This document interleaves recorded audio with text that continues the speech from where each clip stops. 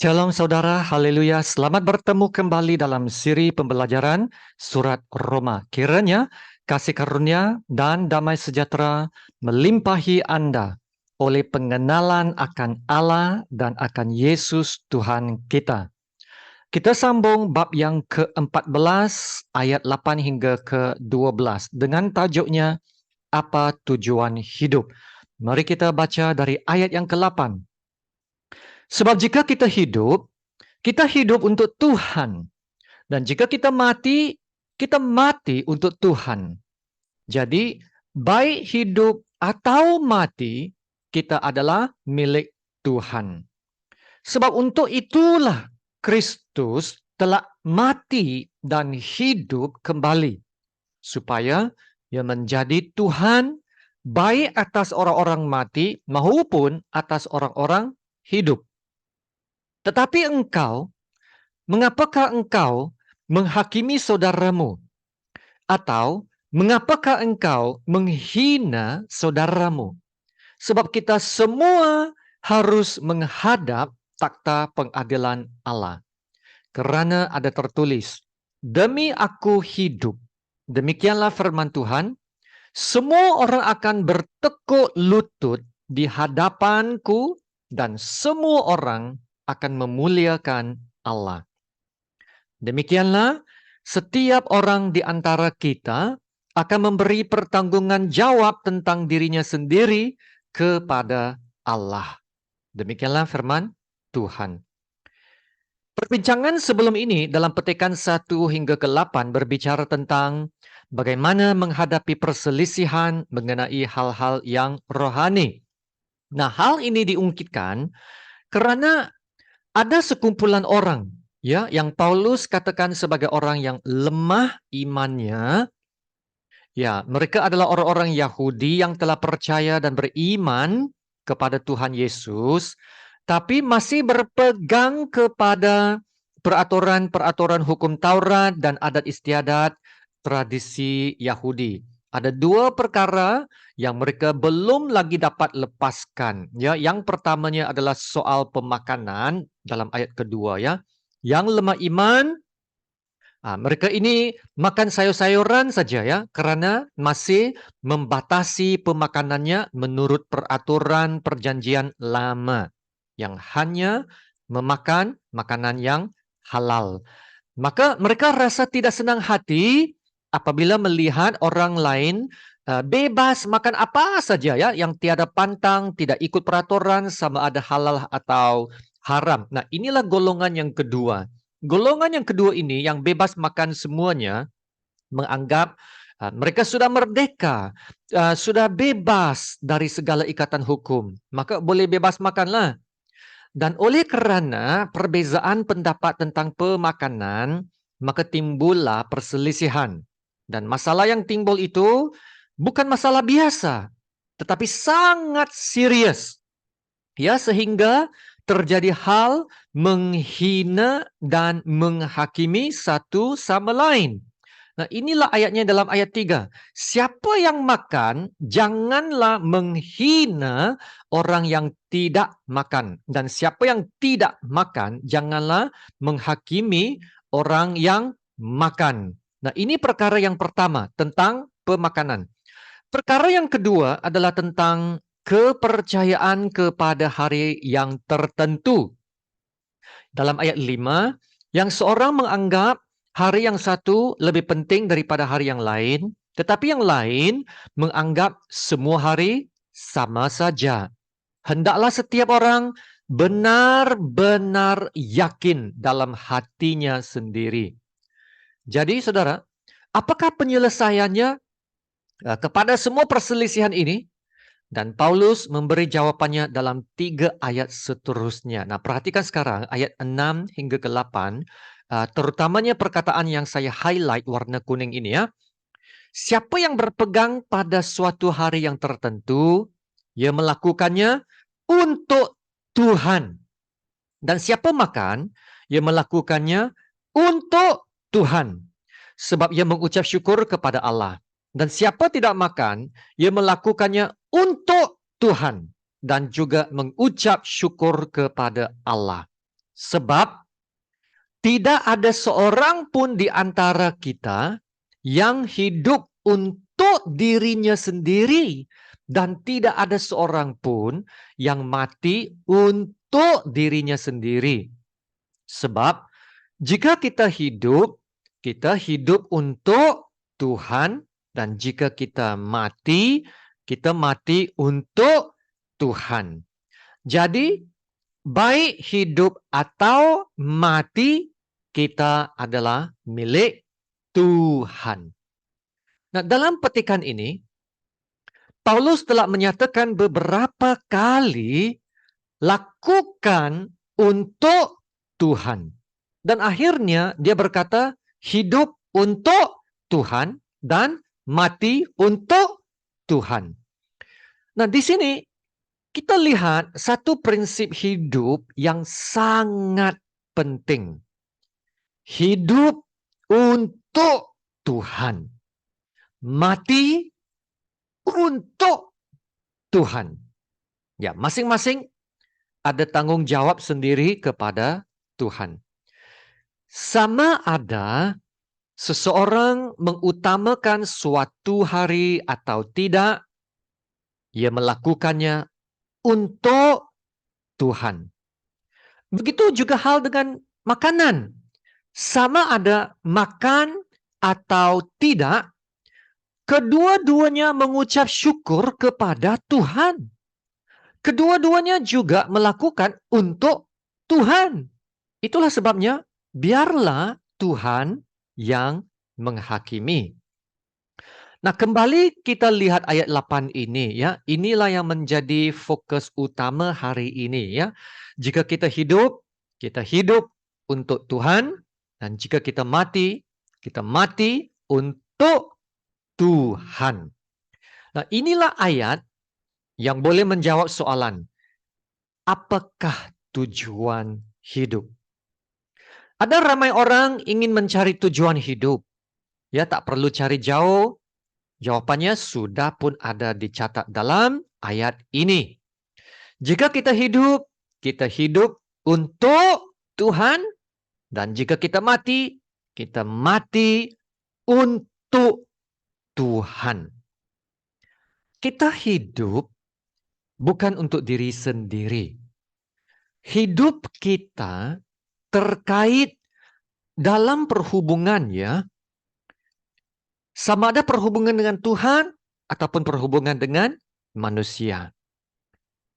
Dalam perhubungan dengan Tuhan, ya, kita bertanggung jawab kepada Tuhan atas segala perbuatan kita. Dan dalam perhubungan dengan manusia pula, kita tetap jaga dan melakukan apa yang membawa kepada kesejahteraan, kesatuan, dan pembangunan. Bukannya menjatuhkan satu sama lain. Nah, kita lihat apa maksudnya sekarang. Kita hidup dan mati untuk Tuhan. Lihat bahagian yang kedua, ayat yang ke-8 ini ya. Jadi, baik hidup atau mati, kita adalah milik Tuhan. Ya, saudara, kita adalah milik Tuhan. Amin. Bermaksud, kita ada matlamat dan tujuannya. Kita hidup untuk Tuhan. Oleh kerana kita adalah milik Tuhan, kita harus pergunakan hidup kita dengan sebaik-baiknya untuk Tuhan. Sebab kita adalah milik Tuhan. Ya. Paulus mengatakan hal yang sama dalam 1 Korintus bab yang ke-6. Ayat 19 hingga ke-20. Atau tidak tahukah kamu bahawa tubuhmu adalah bait Roh Kudus yang diam di dalam kamu. Ya, Roh Kudus yang kamu peroleh dari Allah, dan bahawa kamu bukan milik kamu sendiri, sebab kamu telah dibeli dan harganya telah lunas dibayar. Karena itu, muliakanlah Allah dengan tubuhmu. Saudara, kita bukan lagi hidup untuk diri sendiri, tetapi hidup untuk Tuhan. Nah, itulah juga maksud kehidupan ya, hidup untuk Tuhan. Kalau sekarang kita hidup untuk Tuhan, jadi kita harus cari apakah kehendak Tuhan dalam hidup kita dan menghidupinya. Ya, kita harus tahu kehendak Tuhan dan berusaha menghidupi kehendak Allah. Nah, inilah juga yang dituliskan dalam Efesus bab 5 ayat 17. Ya, beri perhatian kepada ayat ini. Sebab itu, janganlah kamu bodoh, tetapi usahakanlah supaya kamu mengerti kehendak Tuhan. Ya, harus cari apakah kehendak Tuhan. Ya, kita hidup dan mati untuk Tuhan. Nah, ini juga bermaksud hidup kita sekarang adalah dalam tangan Tuhan. Oleh itu, kita menjadi milik Tuhan. Kalau menjadi milik Tuhan, maka Tuhanlah yang bertakhta dalam hidup kita. Sebagai Tuhan yang bertakhta, kita haruslah tunduk kepadanya. Setia kepada Tuhan yang adalah Raja yang bertakhta dalam hidup kita. Mentaati perintahnya. Nah, saudara, kita boleh yakin Allah adalah Raja, adalah Tuhan yang baik dalam hidup kita. Kalau setuju, katakan amin. Ya, bila kita tunduk kepada Tuhan yang Raja hidup, bila kita tunduk sebagai anak yang taat dan setia, pasti Tuhan akan memberkati kita. Sebab inilah janjinya dalam Yakobus 4. Bila kita merendahkan diri, Ia akan mengasihani kita dan meninggikan kita. Maka saudara, tunduklah kepada Allah dengan mentaati dan melakukan perintahnya. Nah, perintah-perintahnya itu adalah untuk kebaikan kita. Sebab ianya mengajar kita, membimbing kita untuk hidup dalam jalan yang benar. Dan saudara, kalau kita benar-benar mengasihi Allah, jadi menuruti perintah Allah itu tidak akan membebankan. Kita akan melakukannya dengan rela. Ya, kenapa? Sebab adanya kasih. Adanya kasih. Hidup untuk Tuhan, mati untuk Tuhan. Saudara, itu adalah sesuatu yang membahagiakan. Dan saudara, kalau kita hidup dan mati untuk Tuhan, ya, oleh karena kita hidup sekarang adalah dalam tangan Tuhan dan kita hidup untuk Tuhan, maka hargailah hidup kita. Amin. Hidup kita sangat berharga bagi Tuhan. Kita hanya hidup sekali. Dan saudara, hidup itu adalah anugerah dari Tuhan. Life is a gift from God. Kalau Tuhan tidak menganugerahkan hidup, kita tidak akan wujud. Anda tidak akan wujud. Jadi saudara, maka kewujudan Anda adalah satu anugerah. Adalah satu keajaiban. Amin. Haleluya. Kewujudan Anda bukanlah satu kesilapan. Ya, mungkin dalam mata manusia, ia adalah satu kesilapan. It's an accident. Tapi dalam Kristus, no, it's not an accident. Ya, bukan kesilapan. Sebab bila kita menerima Kristus, manusia lama kita telah mati, dan kita lahir kembali menjadi manusia baru dalam Yesus Kristus. Manusia baru yang lahir kembali. Nah, itulah sebabnya hidup Anda sangat berharga dan bermakna.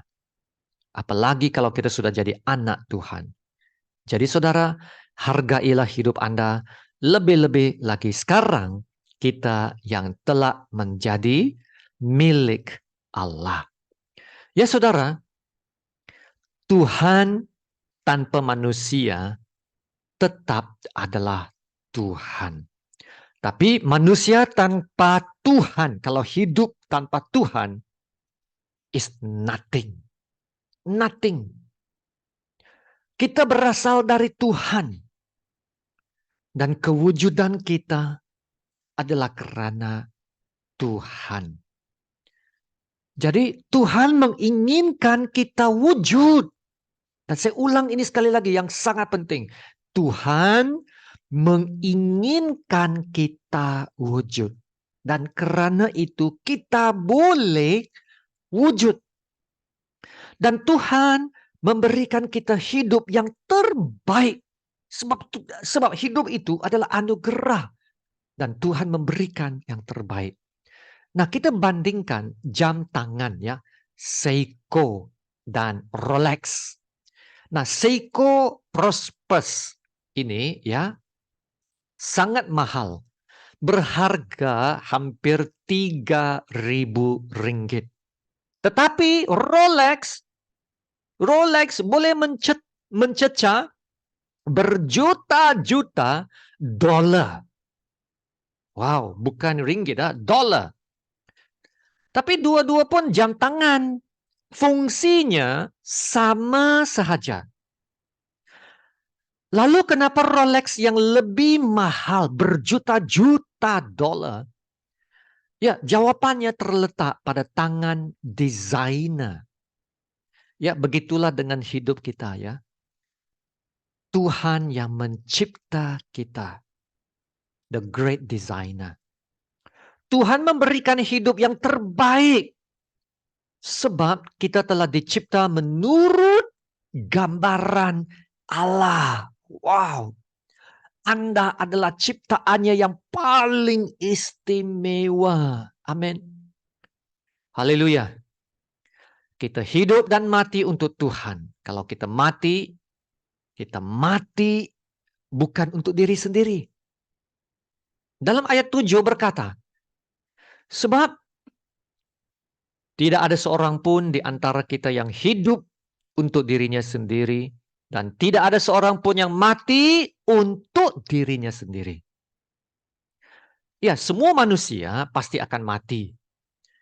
Dan bagi kita yang percaya Yesus, haleluya, kematian kita juga untuk Tuhan.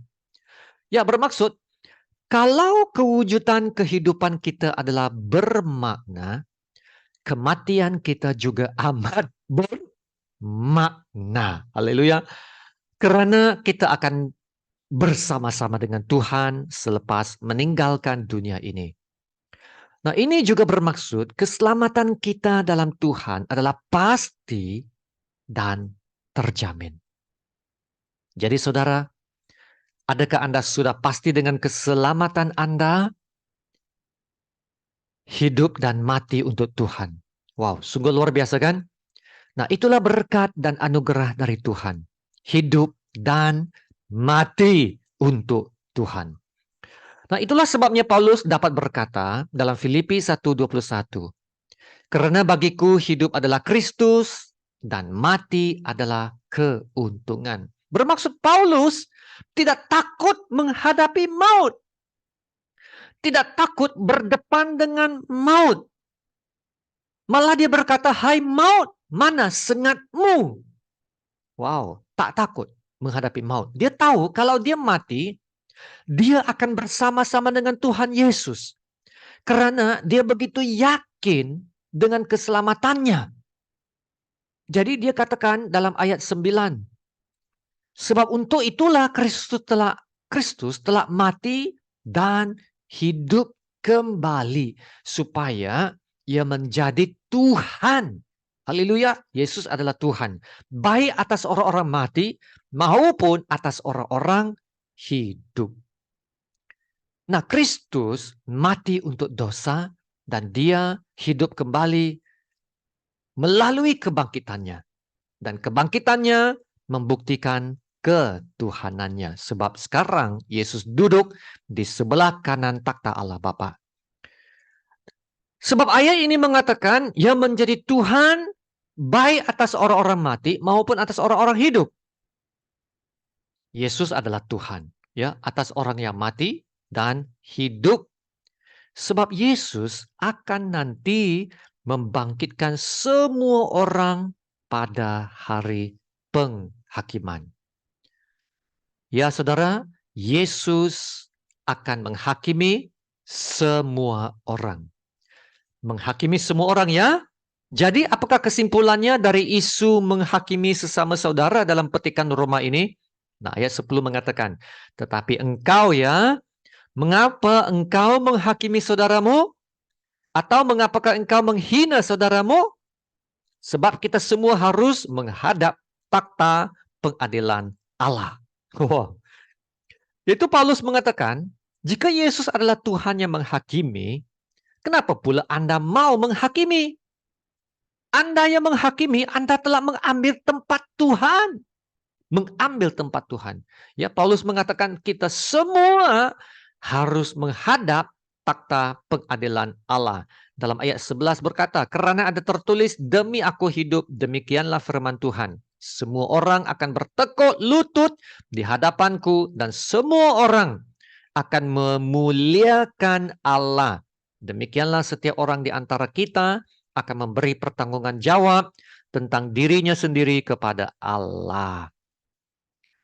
Ya saudara, kita semua akan dibangkitkan dan akan berdiri di hadapan takhta penghakiman Allah. Penghakiman untuk semua manusia adalah sesuatu yang pasti. Jadi, Anda yang menghakimi, Anda akan memberi pertanggungan jawaban kepada Tuhan. Anda yang menghina, sama juga. Anda harus memberi pertanggungan jawaban kepada Tuhan. Jadi saudara, tentang hal makan dan memerhatikan sesuatu hari yang tertentu, setiap orang akan memberi pertanggungan jawab tentang dirinya kepada Tuhan. Maka janganlah kita menghakimi dan menghina atau memandang rendah orang lain. Jangan menjadi batu sandungan, ya, yang akan menjatuhkan orang lain. Jagalah kebebasan kita supaya tidak menyebabkan orang lain tersandung. Ya, berusahalah pelihara damai dan kesatuan, bukannya berpecah belah. Ya, ingat, setiap orang akan memberi pertanggungan jawab tentang dirinya kepada Tuhan. Dan harap kita akan sama-sama dapat memberi pertanggungan jawab yang baik kepada Tuhan pada hari pengadilan di hadapan takhta Allah. Amin. Mari kita berdoa. Haleluya. Bapa kami yang di surga, terpujilah namamu yang termulia. Engkau yang layak menerima segala puji dan sembah kami. Engkau yang telah mencipta segala sesuatu. Terima kasih Bapa untuk firman-Mu yang telah mengingatkan kami tentang tujuan hidup kami. Hidup untuk Tuhan, mati untuk Tuhan. Kami adalah milik Bapa. Oleh karena itu kami harus menjaga hidup kami bagi kemuliaan-Mu ya Bapa. Terima kasih Bapa, Engkaulah desainer kami, pencipta kami yang teragung, pencipta kami yang termulia. Engkau telah memilih kami sebelum dunia dijadikan. Engkau telah membentuk kami dari rahim ibu lagi. Dan Engkau telah memberikan kami hidup yang paling sempurna. Dan hidup kami menjadi lebih indah, lebih bermakna apabila kami disatukan dengan Yesus Kristus. Dan karena itu, bukan lagi kami yang hidup, melainkan Yesus yang hidup dalam kami. Dan hidup kami dalam daging adalah hidup oleh iman dalam Anak Allah yang telah mengasihi kami dan menyerahkan dirinya untuk kami. Ya Bapa, terima kasih Allah Bapa Engkau yang telah memulai pekerjaan yang baik dalam hidup kami akan meneruskannya sampai akhir pada hari Yesus Kristus menyatakan dirinya. Haleluya. Terima kasih Bapa. Dalam nama Tuhan Yesus, kami berdoa dan mengucap syukur. Amin. Haleluya. Terima kasih saudara untuk masa dan perhatian Anda. Ya saudara, puji Tuhan ya. Kita bukannya jam tangan Seiko, kita bukan jam tangan Rolex. Kita adalah anak-anak Allah yang hidup. Maka hargailah kehidupan yang Tuhan telah anugerahkan kepada kita untuk kemuliaannya. Sama-sama kita menerima berkat Tuhan ya. Tuhan memberkati engkau dan melindungi engkau. Tuhan menyinari engkau dengan wajahnya dan memberi engkau kasih karunia. Dan Tuhan menghadapkan wajahnya kepadamu dan memberi engkau damai sejahtera. Amin.